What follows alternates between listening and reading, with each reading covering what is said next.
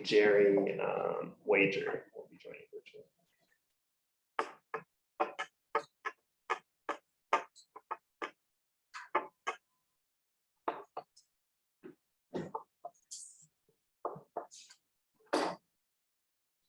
Yeah, Valerie, good.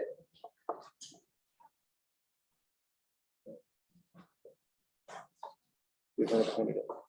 Huh? We haven't- Yeah.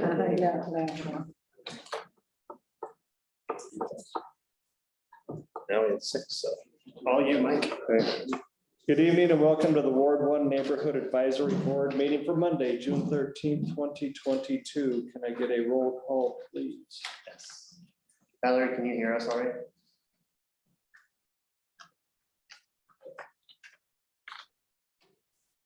Valerie, can you hear us all right? Yeah, I can hear you. Okay. Mike Ginsburg, Here. Valerie Levitt, Here. Nikhil Daftari, Margot Pistovich, Here. Justin M. Ross, Here. Megan E. Stark, Geraldine F. Taylor, Here. Rhonda M. Thiessen, Here. Jerry L. Wager.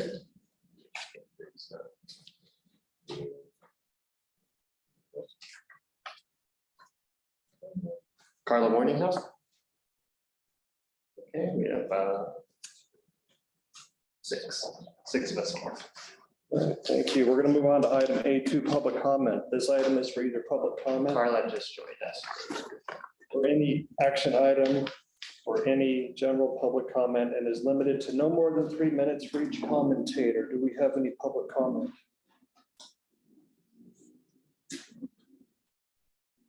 Not hearing anybody out there. We'll move on to item A3, approval of the agenda for tonight's meeting, June 13th, 2022. Has everybody had a chance to review it? I just want to provide a clerical error I made. I put Trey Palmer on the wrong agenda item. I put him on 885 Marsh when he should be for the fuel mitigation efforts. I'll have to- Any other changes? I'm going to need a motion to approve this. I move to approve. Rhonda? Good, second. Second. Justin. Justin. All those in favor say aye. Aye. Anyone opposed? Hearing none, we'll move on to item A4, council liaison report. Yeah. Hi, everyone. The council is on break. We're on here. The council's on break until the 3rd week in July. The charter requires us to meet twice a month. And twice a year, we have 2 of our meetings, the first 2 weeks of the month. And then the next month, we have them the last 2 weeks of the month, and that's called council break. So it helps everyone kind of plan vacations and staff too. Sometimes you pay for it though with having those back-to-back meetings, but we're on break for a good month until toward the end of July. It coincides with the fiscal year, which is closed up. So next year we start a new fiscal year with our new budget. This budget has a fair amount of new positions added.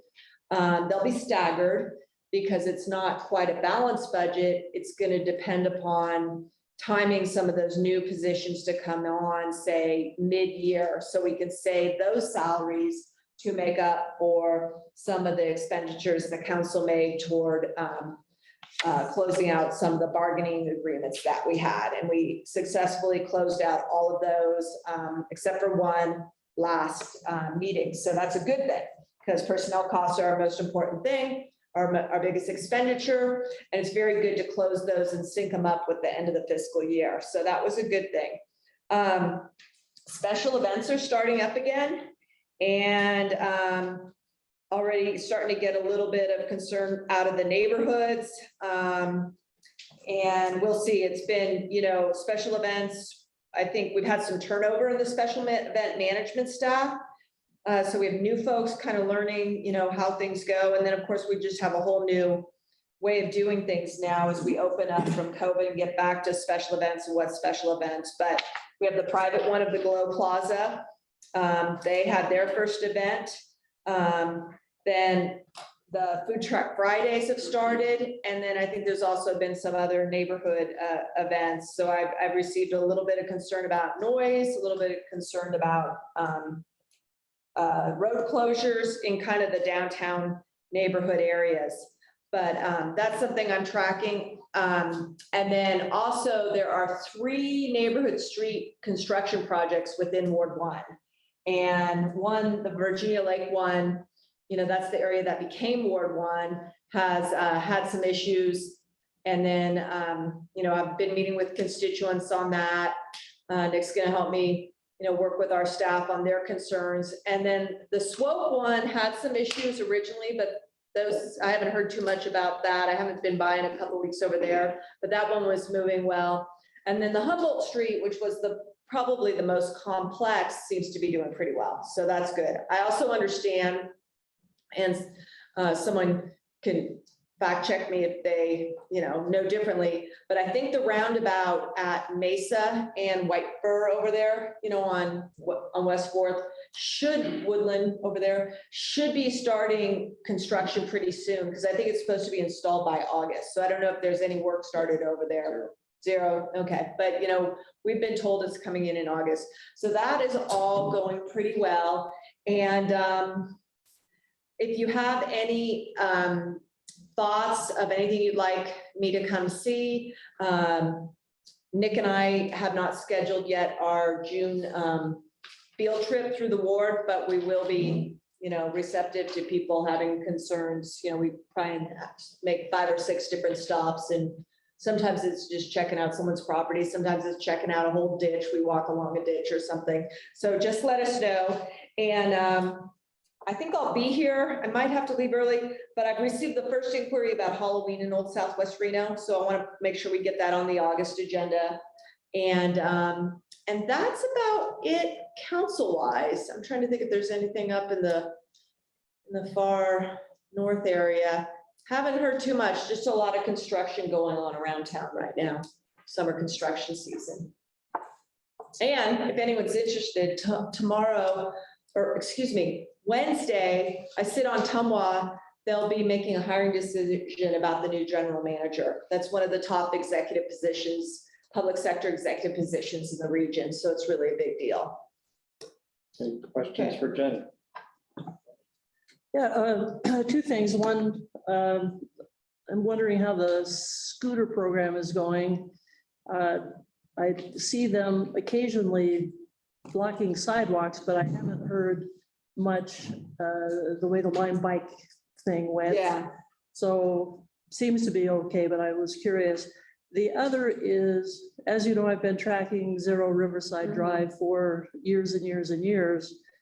2.5 years ago, the city council voted to put it out, request for proposals.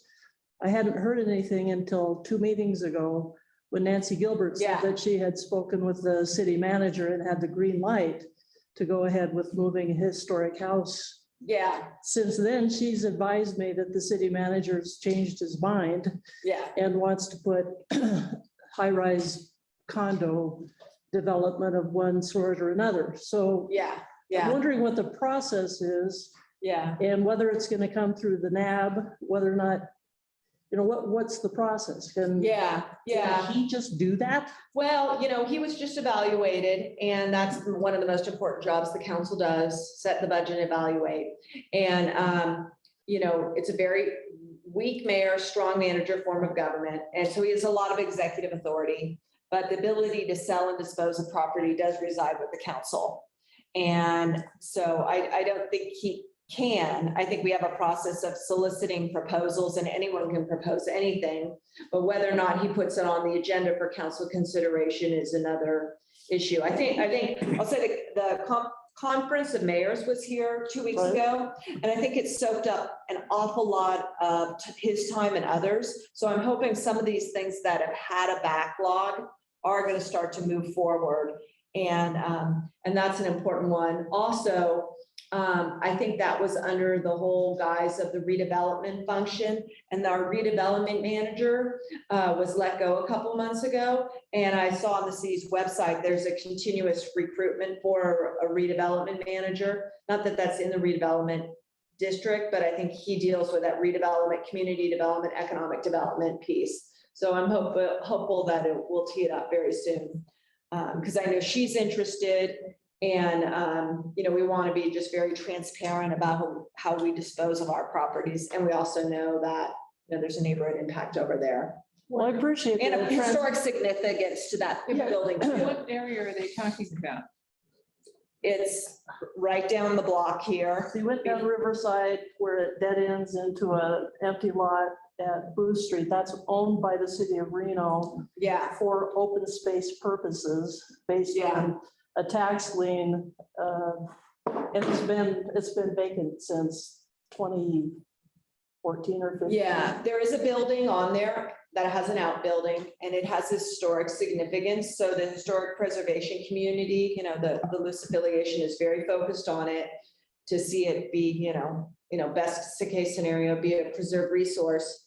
Their community has an easement through it. There's some drainage issues. There's also the Booth siphon project that's going to happen very soon.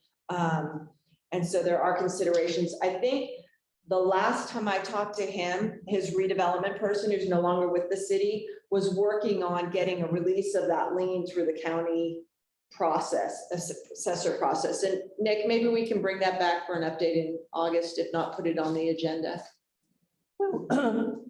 I don't know what the process will be, but I appreciate your commitment to openness. Yeah, As I understand the law, if it's used for open space purposes, the lien need not be paid. For any other purpose, it has to be paid. yeah, because it was a very interesting property. It went into forfeiture. There was actually a very large condo project approved on it, and whoever had that land lost it, which is very rare. And the city and other government agencies can be the first ones in. And before I came on the council, the city came in on it and exercised that. But the property taxes that would be on that, which are not that much, the city needs to clear out to then put it into other purposes. I think it's more mechanical, but I think, he hasn't, maybe gotten to that mechanical point. But I'll follow up on that. Thanks. Thank you. Any other questions for Jenny? All right, seeing none, let's move on to item 8.5, staff liaison. So as I had mentioned before, I think probably like our last 5 or 6 meetings, we have new technology in the room that's finally working. That's my main update. And then based off the map that was adopted here a few months ago, I have about 14, about 24 by 36 inch maps if you'd like to take one home. Posters. Yes, Here we can pass. lunch. and that identifies as a neighborhood, so it's a reminder. Very Okay, excited about this. any other items? That's it Anybody have for me. any questions? We're gonna move on to the business items. We'll move on to item B1, update on the group home located at 885 Marsh. This is for information only. Trey Palmer, Fire Marshal, Reno Fire Department. That was my. It's not third. correct. It's not from him. It's just a general update. Councilmember Breakfast, did you? Yeah, I'll just say, It's my. I've received a lot of inquiries about this property, so we put it on the agenda. It's a property that went through business license and building permit for a different occupancy. It's an occupancy that the law, state and city calls single family. And I think we have someone on to explain what that means and how it's being used. It just so happened that a very similar situation for a property up in Northwest Reno at the same time went through a similar process. I don't know if the occupancy is the same because they also are dual licensed with the state of Nevada. But that property raised a lot of concerns also because through the building permit, I understand it became a property of 6,000 square feet in a neighborhood where most homes are 2,000 or 3,000 square feet. So this one was not enlarged like that, but we just wanted an opportunity to let people know what's going on this property. So is someone on? Yeah, Angela, I'm gonna promote you now.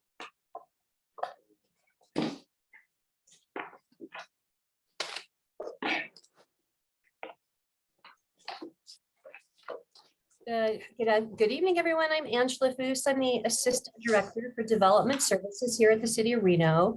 So just a little bit of background on group homes in general. I think one thing people don't realize is that we actually have what we call group homes really scattered throughout the City of Reno. And group homes is pretty much anything up to 10 patients. So we're not talking about an assisted living facility or a nursing home.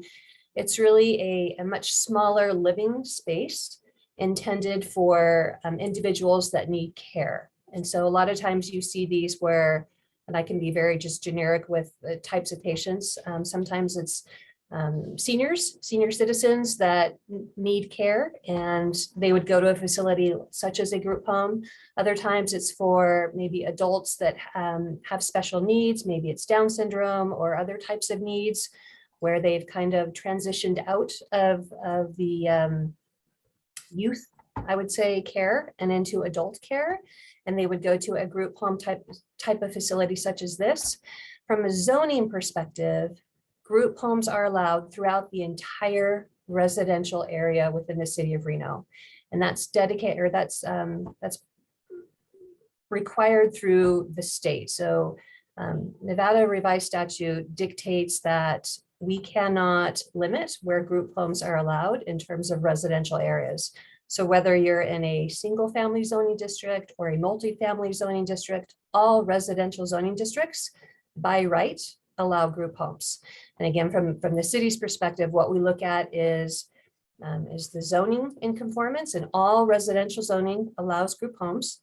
Do they meet the parking requirements?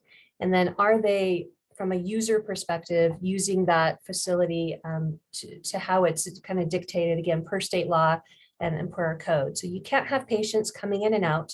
It's not a medical facility in that sense. This is for a place for individuals to live on a full-time basis.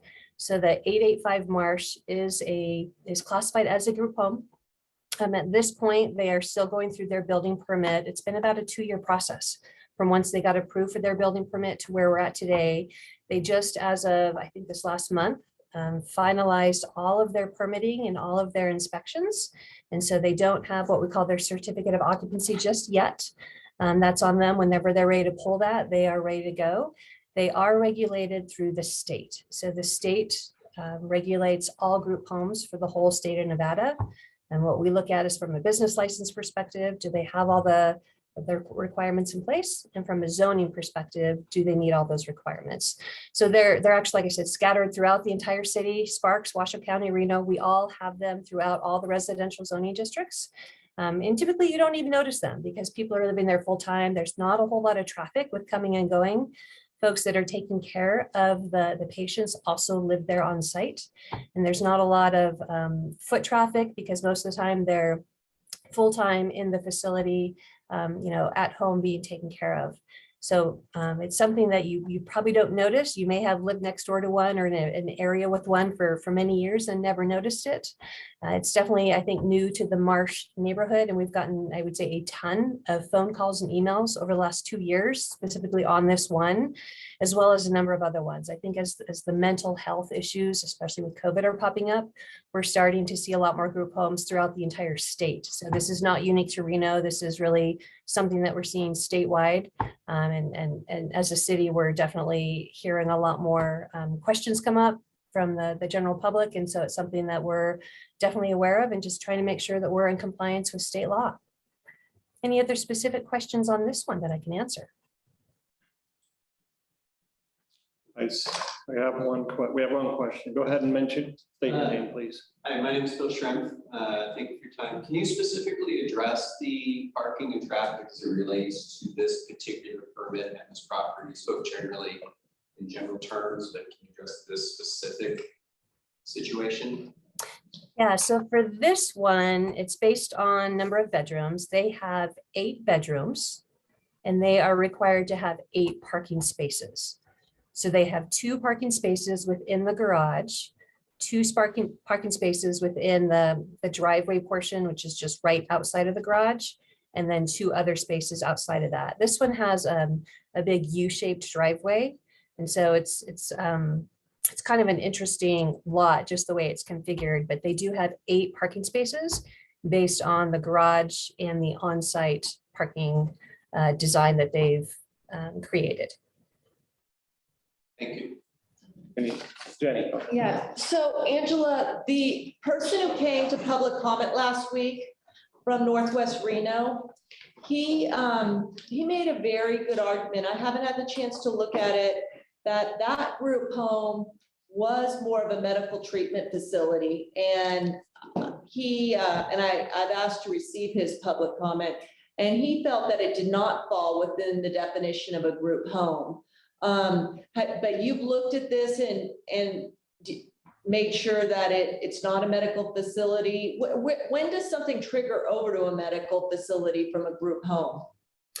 So from a zoning perspective, they have the ability to receive medical services, right? They are there living there full time with staff that's trained to help treat them.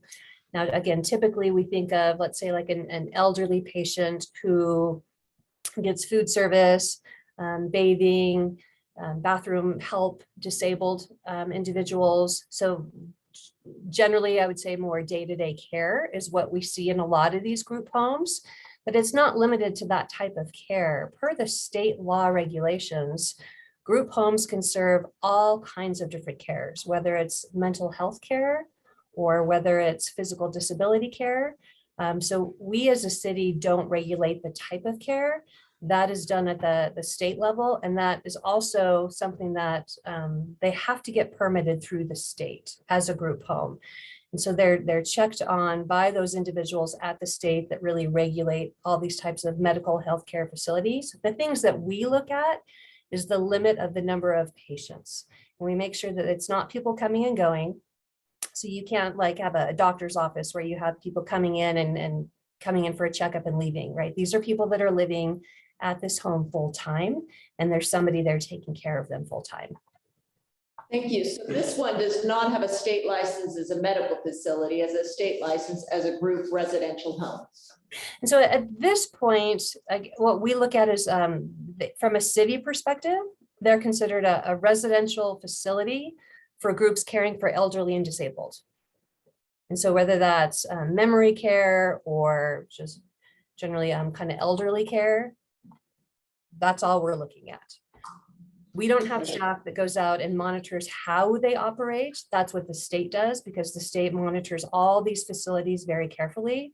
From a city business license perspective, that's the more generically what we're looking at.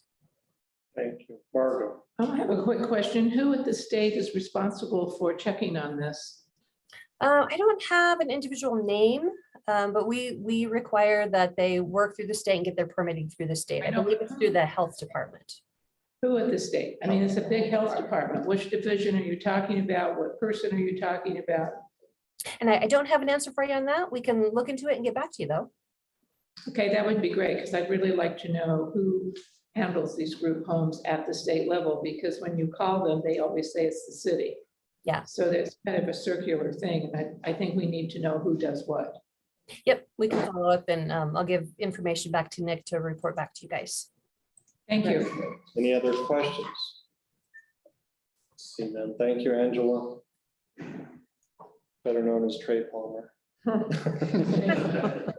Thanks, Angela. Thanks, We're guys. going to move on to item B2, discussion on the deployment of goats for fuel mitigation efforts in Rosewood Canyon. This is for information only.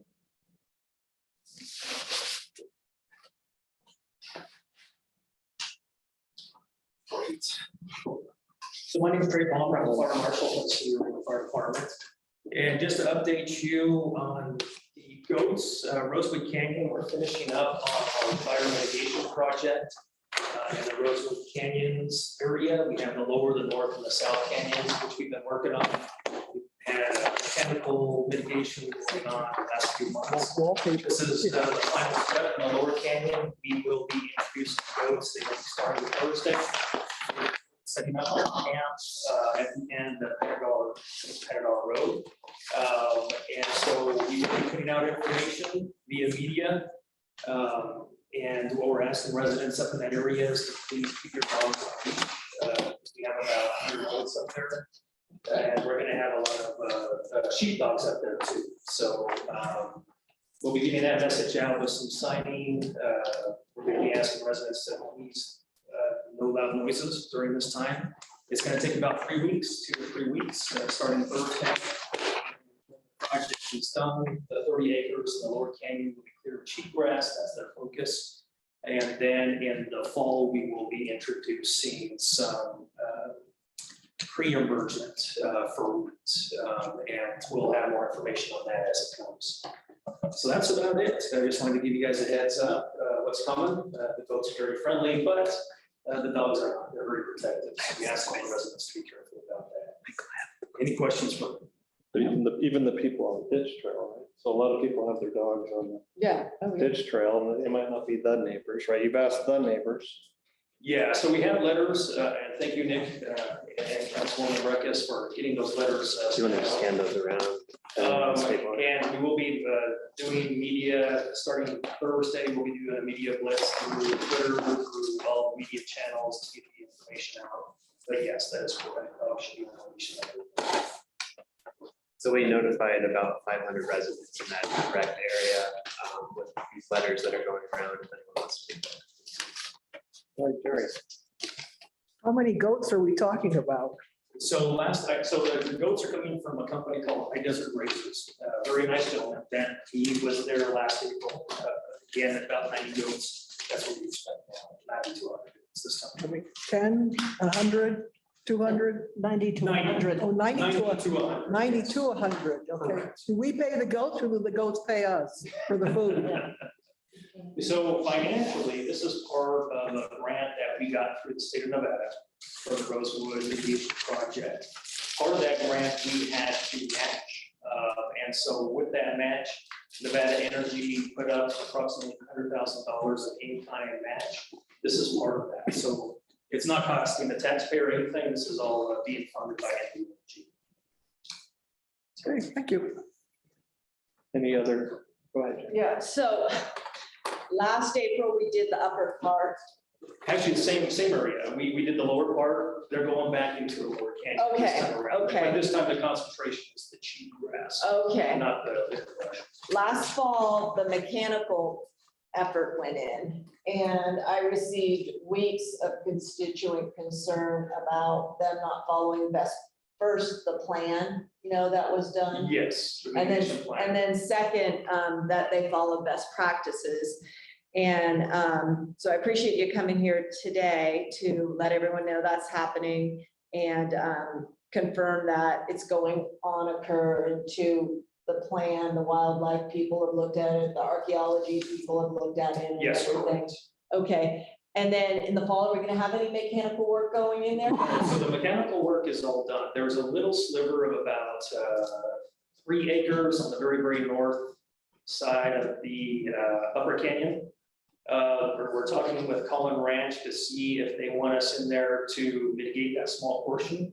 If we do mitigate that, then we will bring back some hand crews just for that small portion. Okay. But the Cullen Homeowners Association is very nervous about people being on their property. Yeah, So they wanted an insurance waiver from us. So far, the public crews, we typically don't do that. We get the waiver from them. yeah, And yeah. so we're kind of talking, we might not go into those Okay. 3 acres. But as far as the rest of the area, Okay, mechanical mitigation is complete. okay, no more mechanical. No more Okay, mechanical, okay, correct. thank you. All right, any other? Thank you. Okay, thank you. Thank you. Move on to item B3, development projects. These are for information only. And Mike, I was just informed that B32 was pulled and the applicant is no longer asking. Okay, so we'll move on to item B31. Remind me when I get on to speak. Let's start reading randomly. 3.1, the senior care PUD amendment. Gonna add our planner and background. I will flip over to- I'm not gonna read all this, is that okay? Or do I have to read all? You don't have to. Okay. Good evening, everyone. My name is Mike Rayleigh. I'm with Christie Corporation. We're the planning firm that's representing this project. Also with me tonight is Lou Rochelle, the project applicant, and Lauren Chilson with Headway Transportation, the project traffic engineer. As you recall, this project was before you a couple months ago. So we're here tonight to give you an update of kind of what's happened, what's transpired since the last time we were here before we move on to the planning commission. Let's go to the next slide. Just one second. I think everyone on Zoom can see us now. We can go to the next slide. So this, just to refresh everybody's memory, is an amendment to the Sierra Senior Care PUD to allow for multifamily use and update the development and design standards. Slide.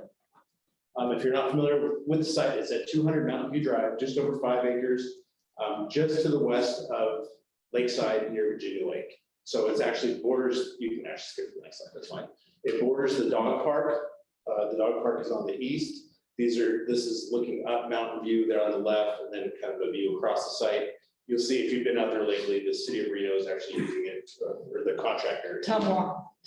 Yeah, it's a staging area for improvements that are being made in the area. Next slide. And that's, those are pictures taken from the south side of the site and from the existing multifamily area that's already been developed. So this is a zoning map. I think this is important to look at. As you see, the southern half of the property, you can see how the property is kind of divided as the area that you see that's labeled PUD in the beige. The southern portion of the property is already developed with a multifamily use. It's restricted income for veterans. That project is complete. So the portion that we're talking about is the area on the north, that northern parcel.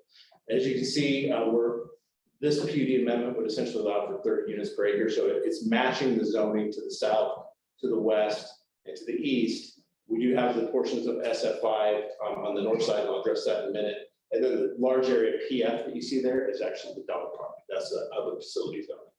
Next slide. So the PUD was originally approved in 2011. As I mentioned, the first phase is already complete, and currently the northern portion allows for an assisted living, which will consist of either a 48-bed memory care with 6 cottages, or a 32-bed memory care and 82-bed assisted living center. So that's what's approved on the site today, and we're requesting to amend that to multifamily. So the amendment itself is simply updating the allowed uses, as I mentioned, to multifamily.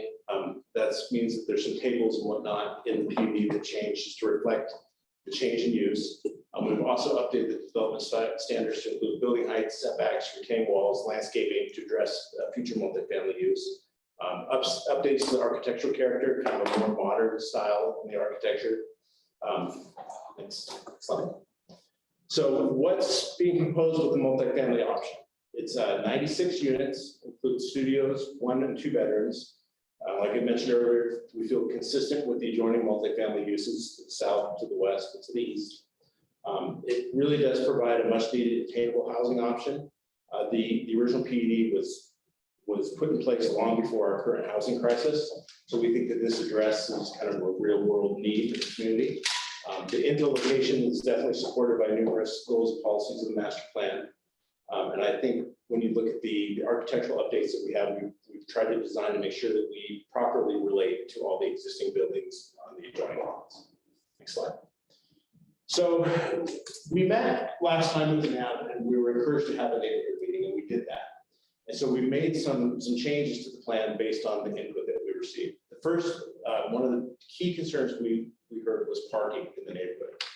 And doing kind of an analysis of the surrounding projects, a lot of those older multifamily projects do not meet current code standards for parking. So we recognize that that's an issue.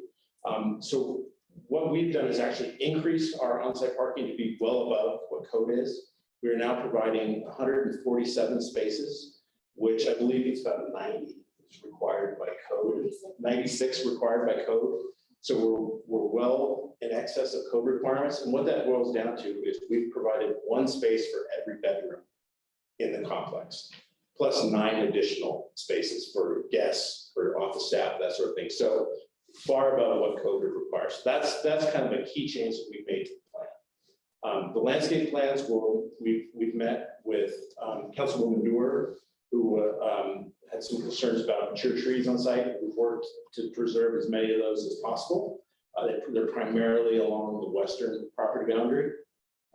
We've also added some additional walkways internally, some bike areas for bike parking and disposal receptacles for dog waste. We do have pet recreation areas within the project. We heard the concern that might overload the park with pets. We've added that back into the plan as well. Next slide. So this is the old plan. It does not have the total number of updated parking, but you can kind of get a gist of how the project is laid out.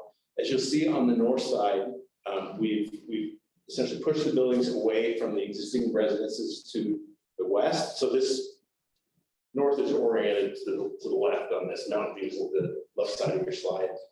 And then the clubhouse and pool building are actually one story. So we've located a one-story building adjacent to the existing single-family home that's to the east, and then two-story buildings directly to the south. So there won't be any three-story buildings kind of looming over those existing homes. Next slide. This is kind of just a quick, I think the same slide that we had last time showing the architectural concepts. Next slide. So what we think to consider, obviously with the pandemic, the assisted living, the dynamics of assisted living and the design that's required to kind of address the lessons learned is completely different than when this PUD was adopted. As I mentioned before, the PUD was adopted long before the current demand for housing in Reno. We did do a detailed traffic analysis in this, and Lauren can speak to this if there's any specific concerns, but all the intersections and roadways will function above adopted standards with the addition of this project. It's an infill site that we think is well suited for this type of development, and the PUD standards ensure that site-sensitive approach, as I mentioned, not properly relating building heights one onto the existing environment. So in terms of community input, as I mentioned, we were at this board before. We had had several individual meetings with adjoining neighbors and residents of the neighborhood. We've met with Councilwoman Breckus, Councilwoman Dewar to identify other potential concerns. We were at the NAB and held a community meeting about 2 weeks after the NAB meeting we had last time. There were some questions about how that meeting was noticed. We actually used the noticing list for the city of Reno. So the same noticing list that would go out for the planning commission, same noticing list that was used for the courtesy notice for the NAB, just for consistency. Everybody used the same noticing list and we received that from the city. Next slide. With that, I'll wrap up my presentation. As I mentioned, we're here for questions and answers. So if you have anything you'd like to ask, we're happy to address it. Margot. I have a quick question for you. What is the setbacks? So the setbacks will vary. So if we can actually just go back to that site plan. I think it's complicated because I need to make sure this works. So on the west side, for example, we have a fairly significant setback. I believe it's about 100 feet from the property line. About 60 60 feet. from the dog park. 60 feet from the dog park. Or something like that. Oh, and it's said you have 25 and 75. So 75 feet from the existing residences to the west, and about 75 feet from the dog park. Or excuse me, 65 feet from the dog park. And what about on, if I understand correctly, on the it looks like the west side, but that's not the west side. It's, So west side would be at the bottom of the slide. okay, what's the one, if I'm looking at it to the right? To the right, that one I believe is about It's about 30 feet. 17 feet from the cul-de-sac. So 17 feet from the cul-de-sac, but I think it's about 30 feet to the property line where there's an existing residence to the west. Other questions? Is there any way for you to fit more parking in there? It would be a challenge. Like I say, we've increased it by about almost 50 spaces over what originally had planned, what code would require. If we do add more parking, obviously we're cutting into landscaping and that sort of thing to add more parking.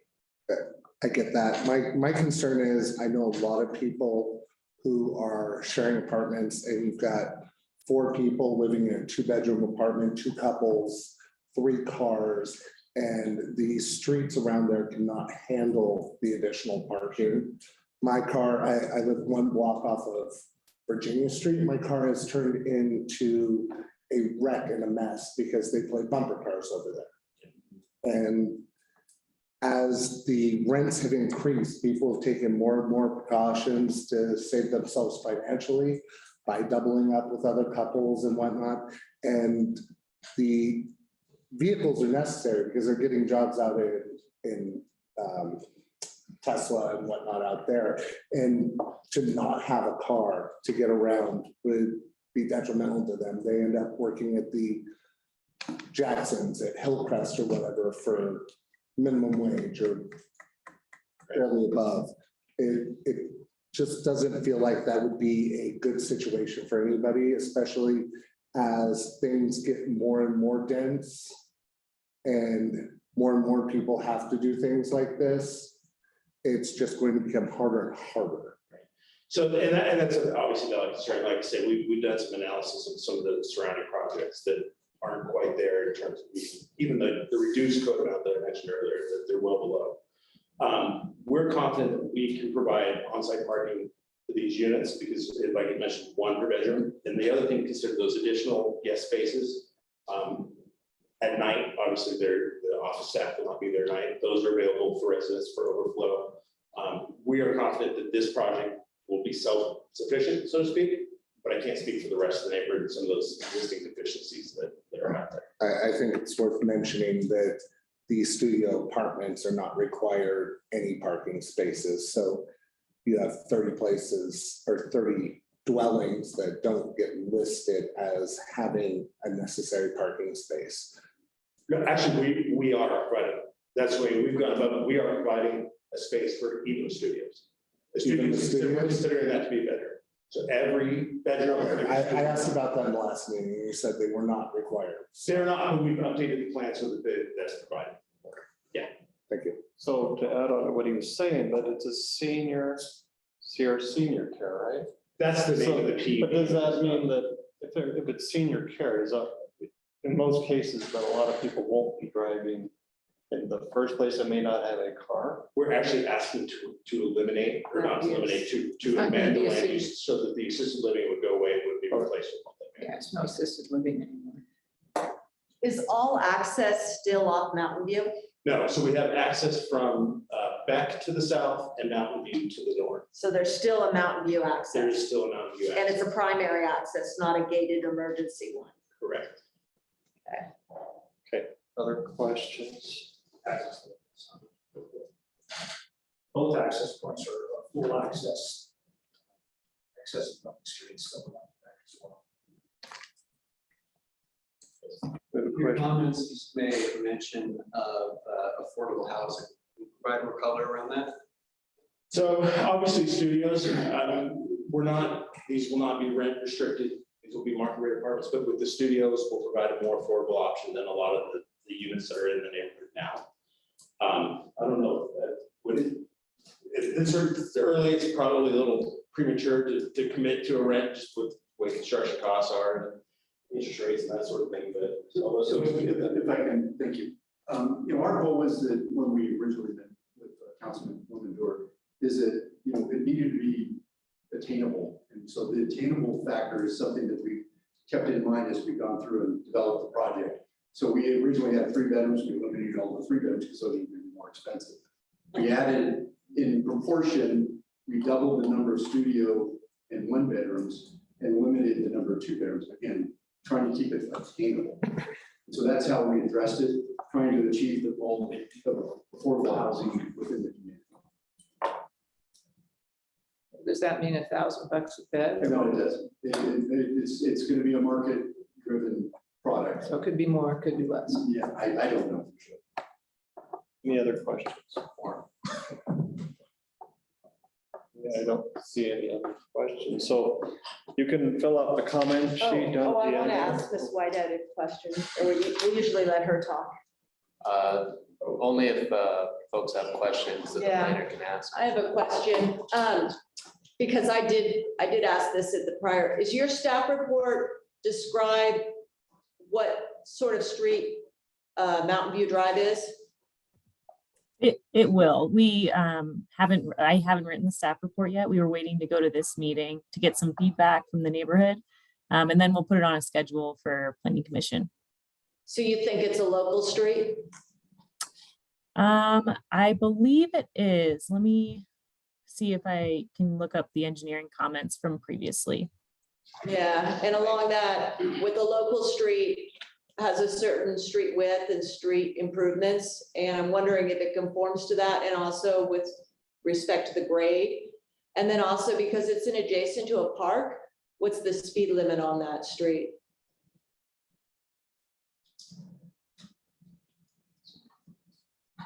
Because it really is a street that bisects a park, just like Lakeside Drive, if you will.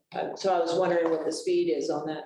Right, I can definitely check on that. I think it was either 25 or 35. I'm just not positive. I'm not sure if Mike has that off the top of his head. I know that it's in the plans to be updated, I guess, by Public Works. So I think that it's in the process of that right now.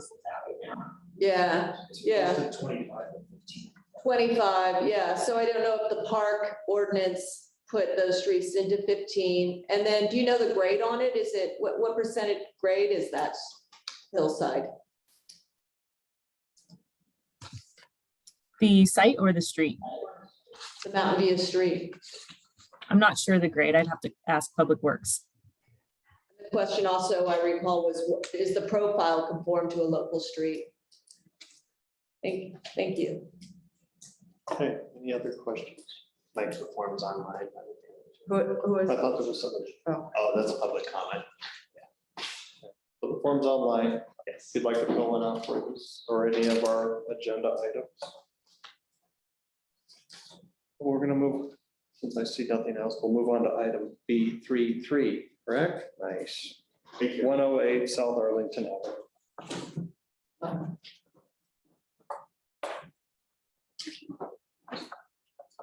There's not a presentation for this, but the applicant is here to answer any questions. Nick, does this go to the planning commission? That's a great question. Oh, Yes, Said this it does. this does go to Planning Commission. It's kind of a newer element with our new code, major deviation. So it allows for up to a 50% of a deviation from any measurable standard found in code. okay.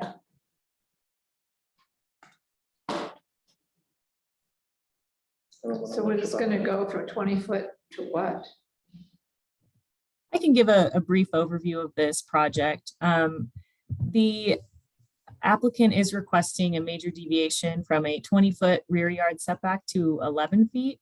And this will help facilitate a 2-story addition to an existing single-family house. I think probably one of the most important things that staff looked at when we analyzed this project was the rear yard neighbor.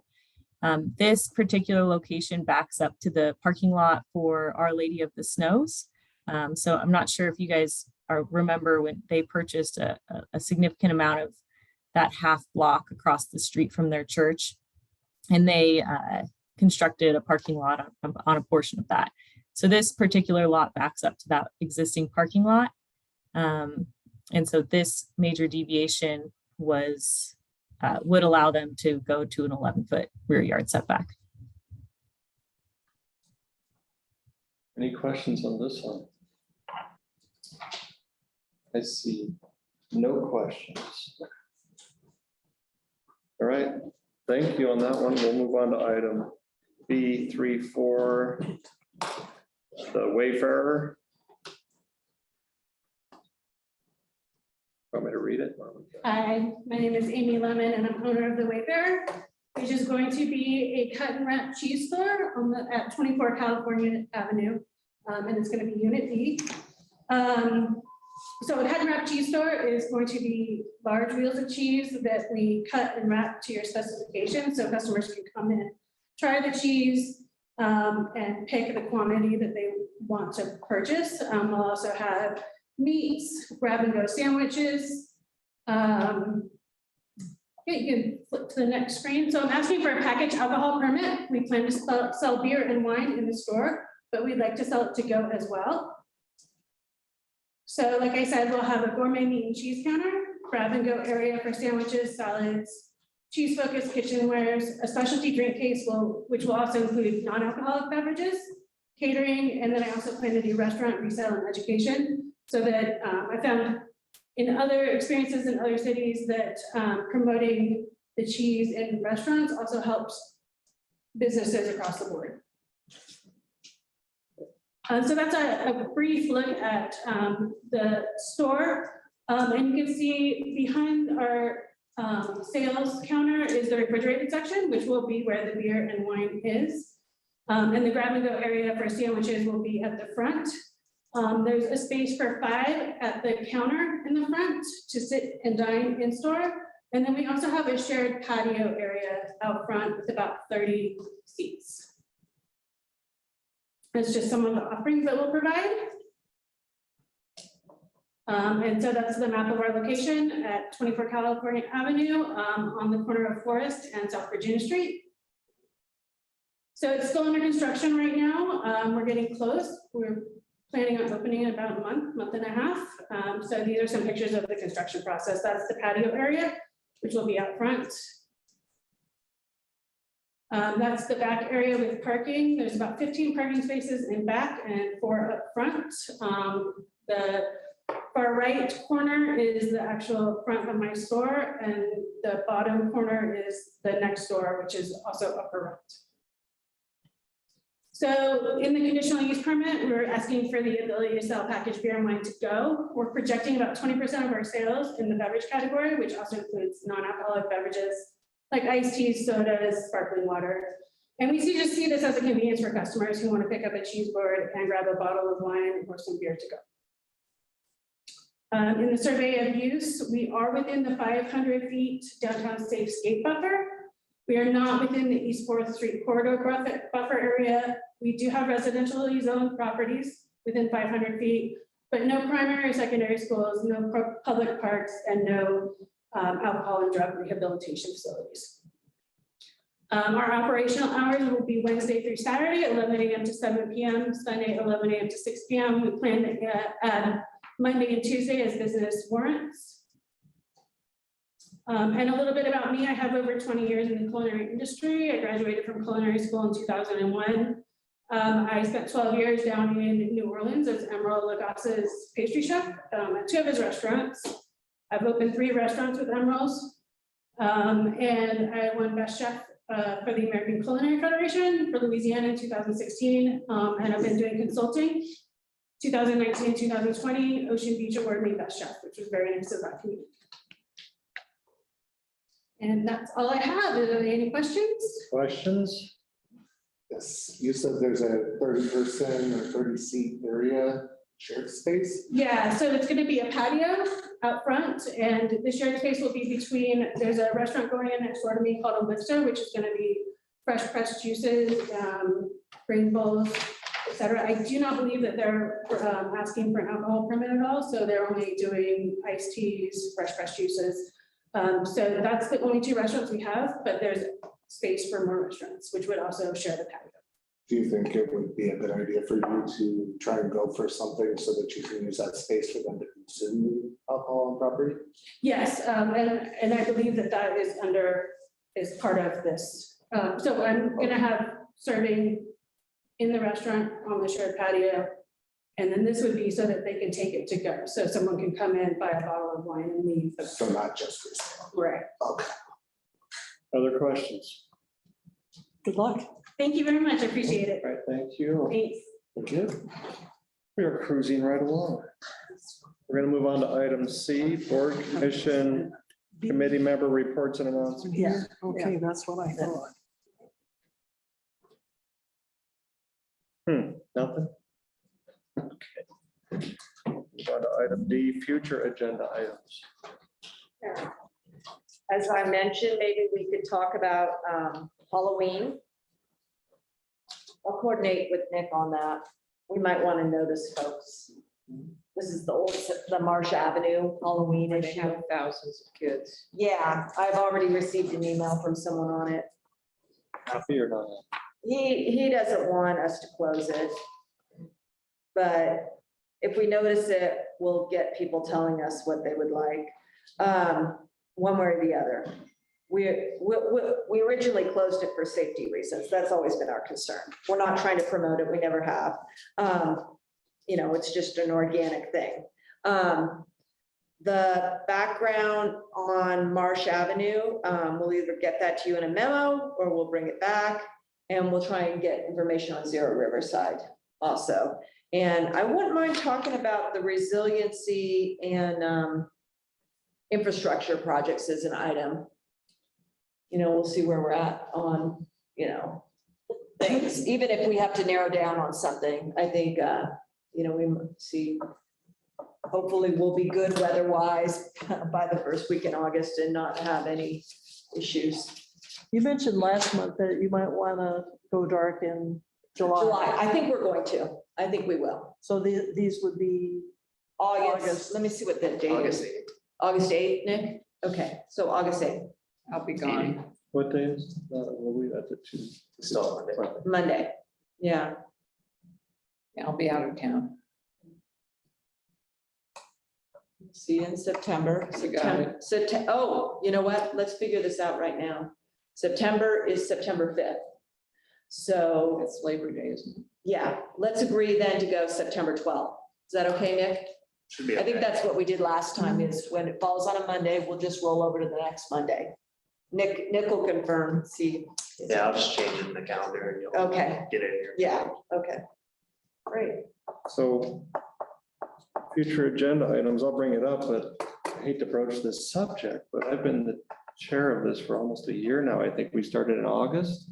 Yeah, I don't have a problem doing it, but I don't want to be hoggy if there's somebody else. I We think could it's always, fine that you're doing we it. could always have we used to do it on the NAB every 4 months. So Yeah, everybody had yeah. a chance to Well, get a feel for it, but and if the vice chair would step up. not necessarily. Chair. So what we do is we basically have nominations for both positions and then so I'll agendize that for August.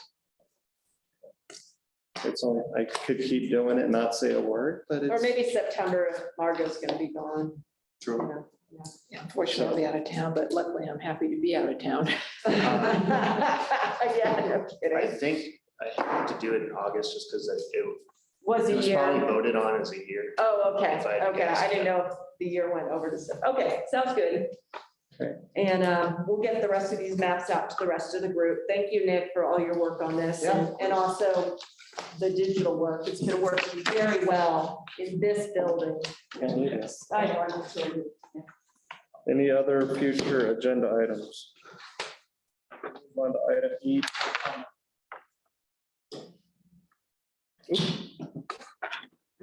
Did I knock your glasses?